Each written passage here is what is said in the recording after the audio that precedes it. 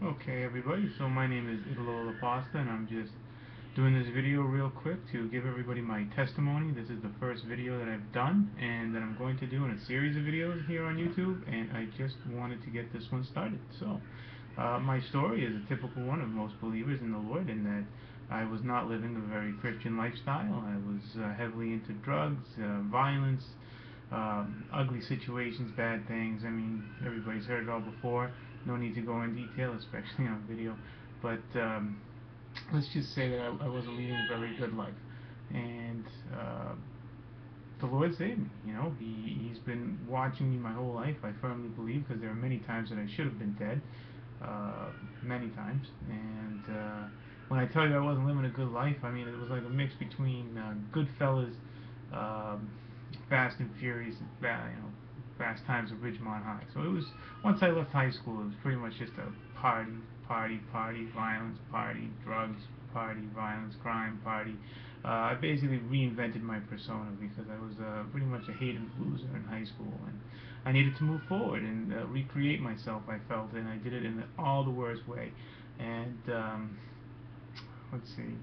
But getting that out of the way, it just I went down a very dark road, a very dark road, and I ended up trying to kill myself on many occasions. And thank God that my brother was always there, and he was there to help me. He was, my guidance through Christ. I believe that Christ kept him in my life for that very reason. He never gave up on me for that very reason.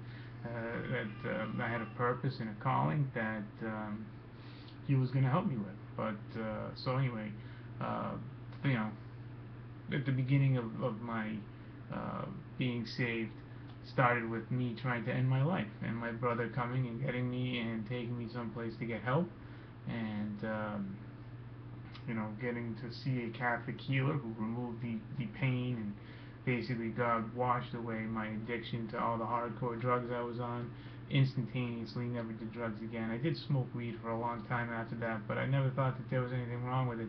But that'll come later in the story.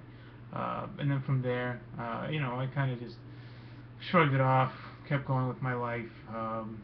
Still, abstaining from all the bad things I used to do, but just not really Christ focused, living in the ways of the world. Um, and then I started bleeding heavily out of my ear for 5 years. That lasted. Went to doctors. They're all a bunch of idiots. Nobody could really figure it out. Everything from indigestion was causing the bleeding to I had plastic lodged in my nose because I was working on my dad's plastics factory. A myriad of different excuses, but I thought they were all stupid and they had no idea what they were talking about. So I ended up meeting my wife, and she was really pushing for me to get this taken care of because she was tired of cleaning the blood off the sheets.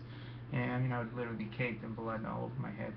But anyway, I went to go see a doctor, and I come to find out that my whole inner ear had eroded away, and that the mastoid bone that separates the brain from the ear canal had worn away, and that my brain was actually growing into my ear canal, and it was in danger of killing me at any moment because if the infection touched the brain, that's it, it would have been done, and it should have happened. I mean, I should have been dead from that as well. But again, the Lord was watching over me and keeping me safe, and from death, because it wasn't my time to go. So uh, I went to go see Father Tom DiLorenzo again with my brother in Winthrop, Mass, at this great church over there in Winthrop, and he prayed. He put his hand on my ear, and we prayed, and he's like, "Do you feel anything?" And I said, "Yeah, no, honestly, to be honest with you, I don't feel anything." So we did it again, and I felt some heat. Not the heat from him having his hand on my ear, but heat in my head. And that was on a Sunday. My surgery was scheduled for the following Wednesday, and it was going to be this large 20-hour ordeal. Neurosurgeons are going to take bone from my hip, make a patch from my brain, remove that piece of brain that was growing in my ear. It was a big deal, and so they get me on the table and they cut back my head. And my doctor said that the reaction of the brain surgeons was, "What is this? Some kind of joke?" What's going on? There's no hole, there's no brain growing in the hole. What's going on? And the Lord had healed me. The Lord had put the bone back. He had literally grown the mastoid bone back in my head. I have an MRI that proves it, and I will show it to anybody who wants to see the MRI. if you need the proof. Um, and that, this has happened, and basically all they had to end up doing was cleaning out this. It was a 9-hour surgery to clean out all the infection, but he regrew my inner ear. My inner ear was basically useless. It was mush, and he fixed it. He fixed the mastoid bone. He fixed the inner ear, and more importantly, he was showing me that he was there. He loved me. I've always felt like I lived my life thinking nobody cared, nobody loved me. I was always by myself. Typical loser kind of thinking, based on the world always beating down on me. It was rough. But I caused most of it myself, I feel. Now thinking back on it. But anyway, so then some time goes by, and a few years, 2-3 years, and then my brother and I are going to open a business. And we say, oh, we're going to open a business together. It's great. He'd lost his job, and me being a lifelong cook, we wanted to open a restaurant, and we were going to do it. I quit my job because we were like right there, right to sign, right to get everything going, and he took a job, leaving me unemployed, and I was very upset about that, and I was really hurting. It was very painful. Really put a strain on my life with my wife. Not that she was going to leave me or anything. She was very upset.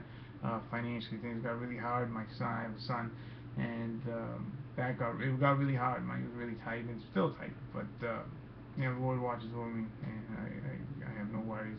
I always have food in my stomach, clothes on my back, and that's what's really important. I don't need extra, not that but anyway.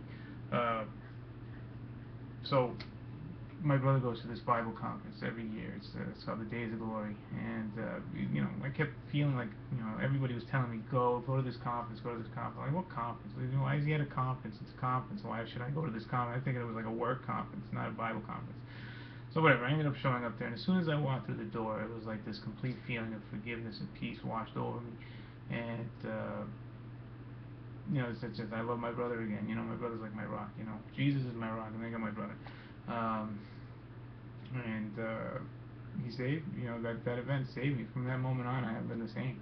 I mean, you're talking to a guy you're looking at a guy who used to masturbate to the sound of people screaming, and now I'm a completely new, born again, believer in the Lord. I'm a warrior for Christ. I'm not that same guy. I don't picture my sugar screaming as it goes into my coffee. I don't take joy in the harm of others. I don't look at life in a negative way. People tell me I used to ooze negativity.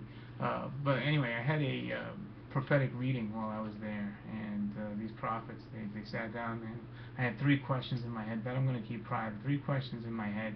I didn't say to anybody. Nobody knew what I was thinking. Nobody knew it except for God. And as soon as I walked in that room, these 2 prophets that sat down and talked to me, they answered my 3 questions right away. Boom, boom, boom, right off the bat. They were very specific.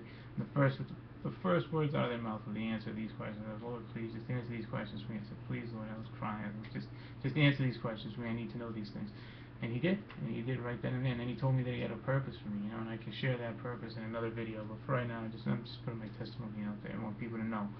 And yeah, so from that moment on, it was November of 2012, and from that moment on, it's just been I've been the happiest I've ever been. I lived my life for Christ, and I want to do my part in the Great Commission. I want to bring as many people to the way as possible. This is the first video in a series of videos to do that, and I want to welcome you to my channel. And this is going to be a channel for insightful conversation about the Lord, about your feelings of the Lord, whether you believe in Him, you don't believe in Him, why.